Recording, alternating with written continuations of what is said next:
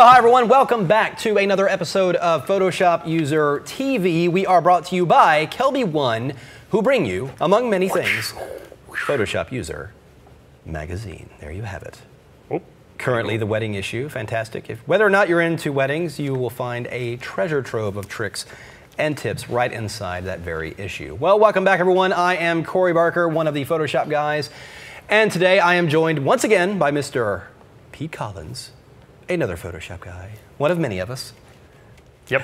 How's it going, guys? Good to be here. Glad we could do another episode with you. I'm excited about this. We're getting close, really close to PhotoshopWorld. We are close. We're going to talk about that in a little bit, but we're just going to jump right in and talk about some tips, tricks, and hopefully get you excited about Photoshop as well. Indeed. And I think, Pete, you should start things right off because last week you did some really cool things with textures. I venture to guess you may do something like that again. No, I'm not going to do textures this week. If you read the monitor right up there, it says Pete, tip, pen tool. It's pens.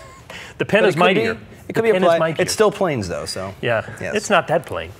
All right, I've been doing a lot. I'm going to be doing a symposium with International Society of Aeronautical Photographers. That's a mouthful. And so I've been playing around with a lot of planes and cutting out these airplanes to put them in different backgrounds and stuff. And if you'll look on my screen, you can see right here, I've got all these planes I'm cutting out. I'm just playing with them right now.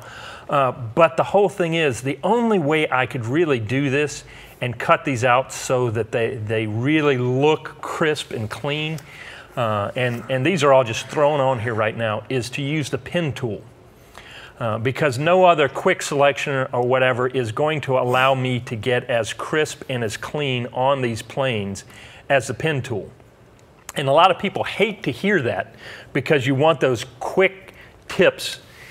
And to be honest, sometimes it's going to take you a little more work to get the thing you need. And the pen tool really is the go-to tool when you're dealing with objects with hard edges and you want crisp, cut out things. Because quick selection tools tend to maybe give you a little bit of a jaggy. They can do a pretty good job, but they're not going to give you those razor sharp edges that you're going to need sometimes.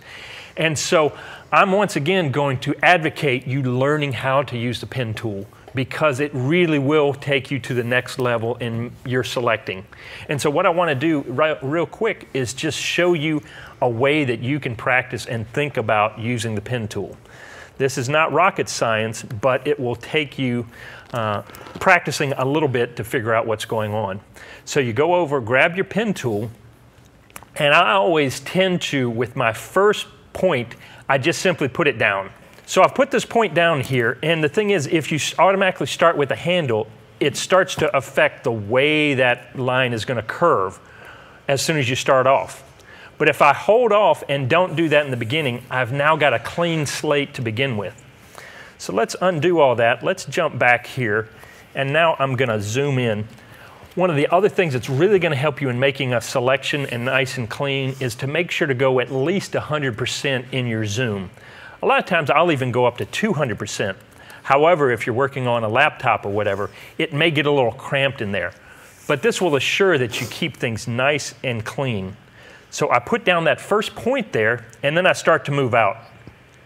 I go a decent ways off, looking at the curvature of the bottle here. I'm going to move up. And what I can see is this curve is keeping a nice straight curve all the way. There's no changes to it. So I could really go all the way up here and put the next point. However, as soon as I lift up, it's just a straight line. What I'm going to need to do is put that point down, hold my cursor there, and pull out. And what happens is, as I start to pull out, it does funky things to that curve. It's starting to give me that curve, but I'm not really sure where to drag with it. If you can keep this in mind, it'll help you tremendously. If I pull along the tangent of the curve, it's going to help me. What I'm going to need to do is zoom back in a minute. What I mean by that is, you see how this curve moves up along this thing right here? If you were to take a straight line and draw it so it just touches one point of that curve, that's the tangent. It comes right along here, and if I'd actually drawn it over just a little bit, it would hit right there. Well, the good news is, if I can see that in my mind, I now know that I can take and press right there with my point and I start pulling in that direction just like that tangent line, and you see what's happening? It's conforming to that curve right along the edge of the bottle. It'll take a little practice, but as you start to get that idea down, I can now come in, I put a point here, I'm going to draw along the tangent of that bottle. I put a point right here, I draw along the tangent of the bottle. But here comes the tricky part. We've got it curving out and then switching to the inside. And this is where a lot of people get frustrated. All you've got to think about here is that you've got tangents going on two different sides of the bottle, but they still happen right at that transition point. So what I'm going to do is find that transition point, and I pull out, and it's going to give me the curve of the bottle this way, and it's going to make that change, and now the tangent is on the inside of the bottle. You have to look at the negative space versus the positive space. And I know that's a little tricky, but here's the deal. If you can get that in your mind, now you can realize, okay, here's the tangent on the inside of the bottle, and I'm quickly able to come in here and just make very quick adjustments and knock out this bottle in no time. And another great aspect of using the pen tool is when I get done, I have a complete work path that I can use to cut out the bottle and use it over and over again. If I undo, let's get it back to here. Now you'll see this was the work path I had earlier that I can simply take, click on it, and I can either create a vector path to it. Now I've cut out the bottle, and the great thing is instead of just using a regular mask, it's a vector mask that I can come in if I've messed up anywhere. I can take this and I can use my direct selection tool, come in and adjust it, and what will happen is it'll immediately adjust my mask and make it sharp and crisp in no time at all. The whole idea is the pen tool is going to take some practice. It really is one of those that you need to invest a little time getting used to it, but it will pay off in dividends in the end.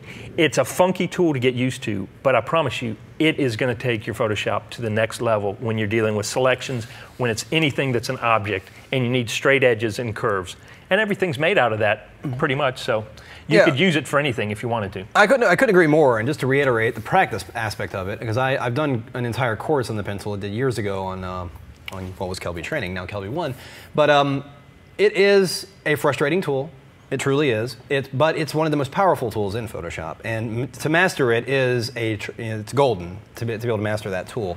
But as he says, I wouldn't. If you're never playing with it, I always have to feel like I have to say this. If you're ever trying, you say, I'm going to learn the pen tool. Don't do it when you're working on a project. Right. Because you're going to get frustrated, and you're just going to go revert to whatever worked for you in the past. Do it in your own time when you're working on projects that aren't critical. That's how you're going to master these tools like that. And I always tell people that. I even tell them that when we're writing a tablet or something like that. Whenever you're working on something new, don't do it in the midst of an actual project. You will only get frustrated. Yeah, because the stress and pressure of it will mess you up. One of the things I tell people to practice using the pen tool, type out something in a large font and then try to draw around there, because what will happen is those R's and S's and stuff like that, if you can get it to where you can trace those out cleanly with the pen tool, then you've pretty much got it mastered. And you don't have to have any certain type of stock image to practice. Just type your name and then try to go in there and use the pen tool to cut it out. It'll be a great way for you to get much better at the pen tool, and it'll pay dividends in the end. It will indeed. All right, let's take a quick break. We're going to come right back. I've got a little 3D trick, and we got a couple more things coming your way, so stay with us here on PhotoshopUser TV. We'll be right back.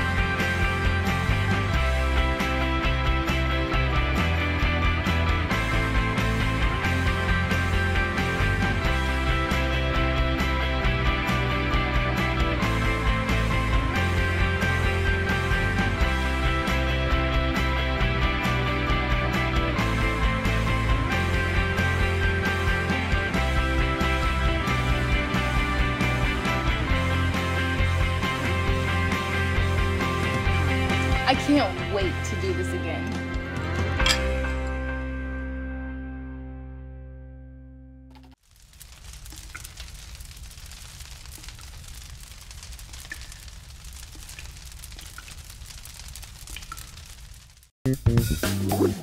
Okay, welcome back. Hopefully you paid attention to those commercials while you were practicing with the pen tool.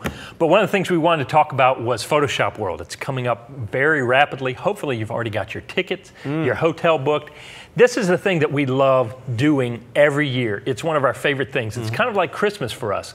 Yeah, it's a lot of work, but we love to get to spend time with you guys. We love to see the other photographers, the other teachers. It's just such a great, energizing place to be. If you have not been to Photoshop, please go check out PhotoshopWorld.com and check it out. Completely wear you out, but it is absolutely worth it. Every time I've gone, I am super excited. All the way through, I have the same level of energy I did even when I first went. I went to one of the first ones back in 2000-ish, and it's still the same bit of energy, and it's only gotten better every time. So it will leave you inspired, instructed. I can't think of another I word, but awesome. That's an I word. It's just awesome. Yeah. Make sure you check it out, PhotoshopWorld.com. All right. Speaking of checking out awesomeness, Corey, I'm going to throw it over to you. What you got for us? I, of course, have some 3D I'm going to play around with today. And actually, this is kind of a response to a question I got on an email. A couple of Photoshop Worlds back, I did something with 3D where I created these kind of 3D ribbons and just kind of did a masking effect to create that. And there's actually an easier way to do that now with a relatively new feature in Photoshop. Here in this document, I'm going to go ahead and create a shape layer. And I'm just going to go in my toolbar and go and get the ellipse shape tool here. Of course, make sure I'm creating a shape layer, not a path, but rather a shape layer. And I'm just going to go down here and just draw out kind of an oval shape. Now, I do not want this oval shape to have a fill, so I'm going to go up here in the options bar and just set the fill to... Thor was not happy with that selection. Thor disagreed with that. In case you didn't realize, we're filming in Tampa, and Tampa every once in a while has a few storms. We're in the middle of a storm right now, so if you hear a few things, that's not Corey's lunch. That is actually thunder outside. We're going to keep going until we get short-circuited by thunder. Wait, no, lightning. Are you scared? All right, so on here I've got my fill set to none, and I'm actually going to set the stroke color to, I'm just going to actually just choose it because it's inconsequential because we're not going to see the stroke color, but here it's just for the sake of visibility. And I'm going to set the thickness to 10 points, so it's relatively thick. Now, jump over to this little button right here, and we're going to make this a dotted line. And I'm going to go ahead and align it on the outside of the path. And if you click on more options, and if you're familiar with Illustrator, you're familiar with this panel here, where you can actually set the dash and gap on this particular dotted line. So I'm going to actually set the gap, or rather the dash, to around 6, and I'm going to make the gap even larger. Actually, no, at around 5. I think that'll work pretty well. Actually, no, let's go a little bit bigger. Let's go 7. What I find a lot of people will get caught in not checking what more options are, or those little things right there, and not realize how much power and adjustability they already have with this stuff. Exactly, exactly. So in the caps here, I'm going to set this to round, so it looks like I've got little capsule type things going on here. So with that, I'm actually going to make my dash a little bit smaller. I'm actually going to make it 5 and the gap 7. I think that looks pretty good. I say, okay. Now, so I've got my little oval line here. Now, I'm going to go ahead and make this 3D. Now, the fortunate thing is when Photoshop creates 3D from this path, it's actually going to look at the data attached to the path, which is these dotted lines here. So go to the 3D, new 3D extrusion from selected path, and look at that. So now we've got this kind of cool, you know, cylindrical shape created by these lines, but that's just not interesting enough. So zoom out here. I'm actually going to increase, I'm going to select the ellipse shape here in the 3D panel and increase the depth of the extrusion like that. But then, we're going to go over to the second tab here in the Properties panel, which is the Deform Properties. I'm just going to rotate this around so you can kind of see it like that. But if you go over here and do Twist. See, I knew that was coming. Dang it, that's nice.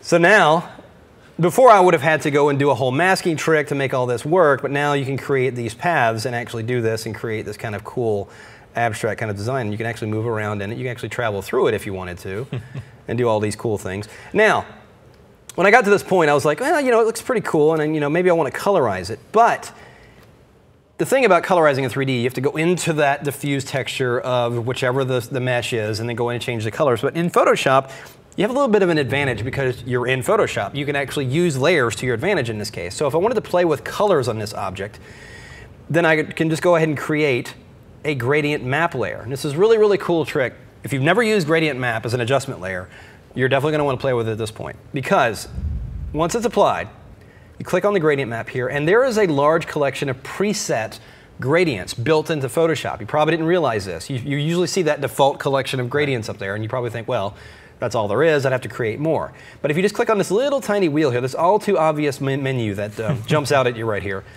and you got all these different categories of presets, like brushes, like patterns. You can actually load these. These are already in Photoshop. Just load them in there.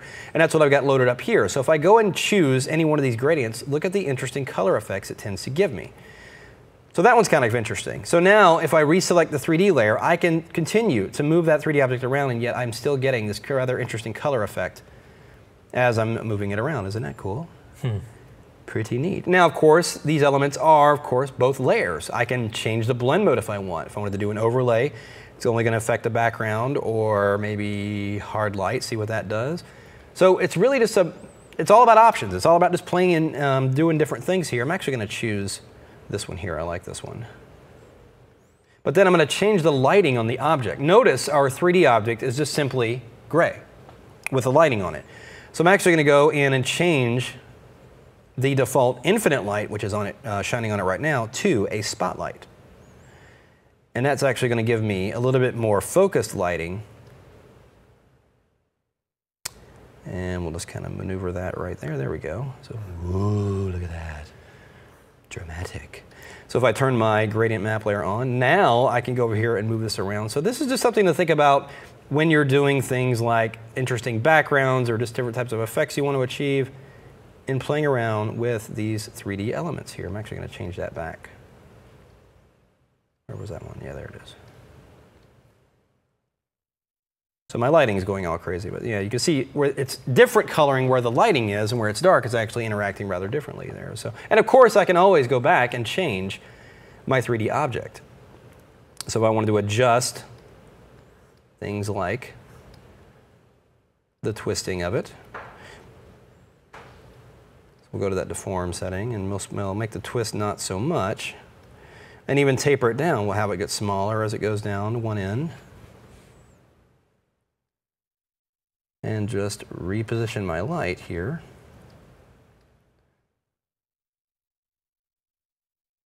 And there's my layer, and there's just C. So different things you can play with, just using 3D as from different perspectives. You can use it as an abstract design element or a background element. It doesn't always have to be blunt 3D, right in your face, 3D text or anything like that. It's just something to think about to add to a 2D composite. You can actually go in and just create these things directly from scratch and have a lot of fun with it. It's really cool.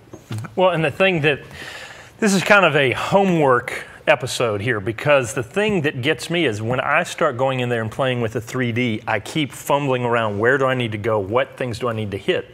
You'll notice Corey is sitting there just hitting, and he knows exactly where to go because he's gotten in there and played. And I keep saying, I need to sit down and play with those adjustments to figure out what they do, because it's so powerful and so good. Well, and it's an interesting point you make, is that I never read any manual or anything from Adobe about these 3D features. I mean, I had a few questions and I had the ability to ask some people directly, but for the most part, it's all about just diving in and playing. And it goes to something I said in last week's episode, where don't do it in a project. You say, I've got a cool idea for a 3D thing I want to do in my design. I've never done 3D in Photoshop. I'm going to try it on this project.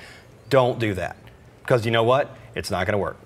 So make sure that you're set aside time to experiment and play around with these things. This is largely what we're doing. If we're not working on projects, which is never, we try and find time for R&D, which is just simply just going in the program and just playing and see what comes out of it. Well, and if you're a member of KelbyOne, make sure you come over. I've got Photoshop challenges every week, which is a great time to play with this stuff when it gives you a little bit of a competition, but it's not for work or anything else like that, but it's a great time to play and work on developing your skills. Help keep your skills sharp and even sharpen them even more so. So definitely check that out. Good stuff. All right. What do we have next? What's up? Okay, hey, we've got, we're going to wrap it up with a PeachPit EDeal. Check out this great ebook deal from PeachPit. You're just simply going to go to peachpit.com/KelbyOne and make sure to enter the code KelbyOne to get this great PeachPit EDeal. PeachPit? PeachPit. You know how it is. Yeah. Speaking of great things to give away. We have another book to give away this week. Right here we have Face to Face, a complete guide to photographing people by Mr. Rick Salmon. We love Rick. Rick is such a great guy. He's got some stuff over at KelbyOne as well, but this is his book on photographing people. Definitely something you want to check out. If you don't win the book, check it out anyway. But how do they win? Well, you're going to want to go over to KelbyOne.com/contest, and when you get there, you're going to fill in your name, any of that other information you need to. Make sure you choose PhotoshopUser TV, and then leave us a question, a comment, anything you'd like to see on joke, there. whatever. Yes, and we'll pick one winner from one random winner. Boy, I'm hurting today. One random winner from all those that send in their comments. So make sure you do that, and you could win Rick's book. Excellent. Well, I do believe that wraps it up again. Yes, it does. We do want to thank you guys for joining us here on PhotoshopUser TV. Be sure again to check out PhotoshopWorld.com if you're planning on coming. Of course, at this point, if you're planning on coming, you've already decided. Yep. Hopefully so. We'll see you there if you are going, we will see you there. In about 2 weeks. Time. And was it 2 weeks now? Yep. Yeah. About that. Oh, we're so close. All right, we'll see you guys next week here on PhotoshopUser TV. Bye, guys. Bye-bye.